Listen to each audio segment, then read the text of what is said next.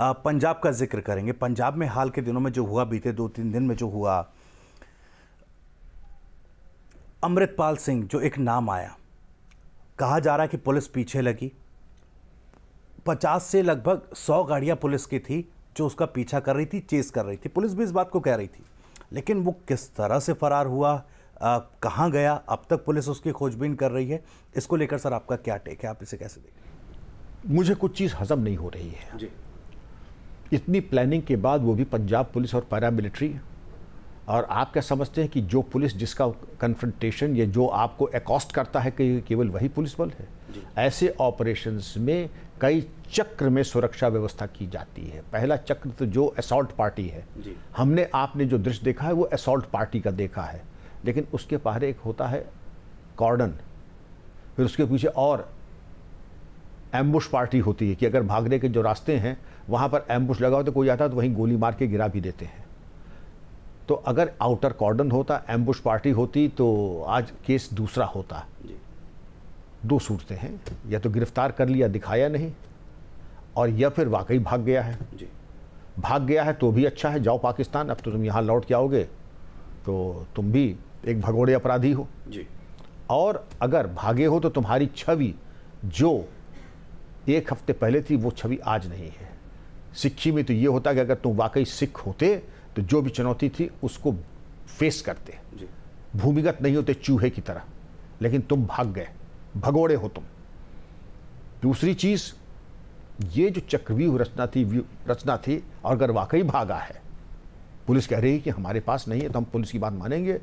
तो मैं पुलिस से ही पूछना चाहूँगा कि आपकी किस तरह की व्यू रचना थी, फील्ड क्राफ्ट और टैक्टिक्स आपकी किस तरह की थी कि इतनी तैयारी के बाद वो बच कैसे गया?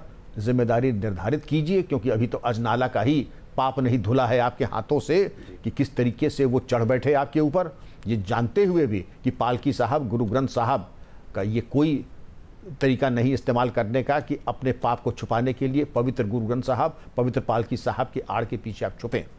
ये तो जो हमारे ग्रंथीज हैं और जानकार लोग हैं, उन्होंने भी इस बात की बड़ी आलोचना की है कि उन्होंने दुरुपयोग किया गुरु ग्रंथ साहब का, पालकी साहब का।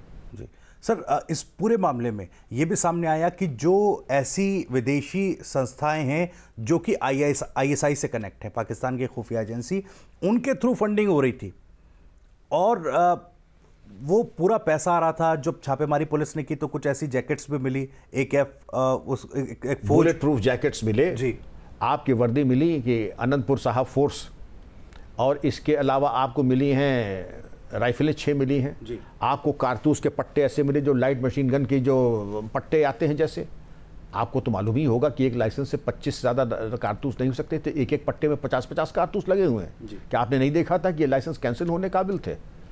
और 12 बोर के वेपन्स मिले। तो इतने हथियार एक साथ लेकर के चलना, और विशेषकर उन परिस्थितियों में जब धारा 144 सीआरपीसी लगी हुई है, कैसे चल रहे थे? इसे सर आप कैसे देख रहे हैं? पुलिस या सिस्टम में कहीं चूक है, या फिर इसको राजनीतिक तौर पर थोड़ा ओवरलुक किया गया, यूँ कहें कि इसको थोड़ा सा अनदेखा कर दिया गया? राजनीतिक तौर पे पूरी तरीके से अनदेखा किया गया।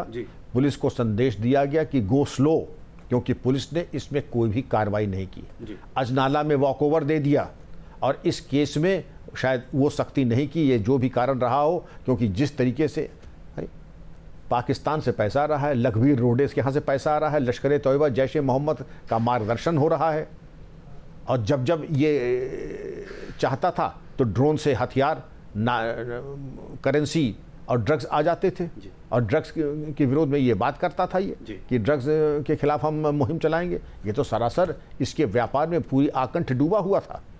इन परिस्थितियों में शासन प्रशासन को और पंजाब पुलिस को चाहिए था इनको कर देते नेस्तनाबूद पहले ही, इनको बहुत जल्दी लूप दे दिया, लाइफलाइन। इतनी लाइफलाइन देने की ज़रूरत नहीं थी। बिल्कुल ठीक है सर। एक सवाल इसमें मैं आपसे ये भी पूछना चाहूँगा, हालांकि इस तरह की कोई मंशा नहीं, मैं पहले इस बात को साफ कर देना चाहता हूँ, क्योंकि हम हर धर्म का सम्मान करते हैं। और इस मामले में सर जब ये चीज़ें आई कि गिरफ्तारी हो गई है, परसों का अगर जिक्र किया जाए तो परसों इस तरह की चीज़ें आने लगी तो सवाल उठने लगे। कुछ लोग ऐसे भी वहाँ पर थे जो कि इस गिरफ्तारी के विरोध में आकर बैठ गए। ये भी बात कही गई क्या एनकाउंटर पुलिस करने वाली है, इस तरह की क्या चीज़ें हैं? तो किसी ने कहा कि देखिए इस तरह की चीज़ों को थोड़ा सा दूर रखना चाहिए, पुलिस को समझना चाहिए कि एक सेंटिमेंट है जो हर्ट हो जाएगा। ऐसी ताकतें जो देश को तोड़ने की साजिश में संलिप्त दिखाई दे रही हैं और उनके कनेक्शन आईएसआई के साथ जुड़ते दिख रहे हैं, तो ऐसे में क्या पुलिस को या प्रशासन को, सरकार को, या हमें खुद एक इंडिविजुअल हमारी जिम्मेदारी नहीं होनी चाहिए क्या कि इस तरह के मामलों में इन चीज़ों को इन्वॉल्व ना किया जाए और ऐसे लोगों के प्रति कोई ऐसा सेंटिमेंट ना रखा जाए जिसे धर्म से जोड़ा जाए?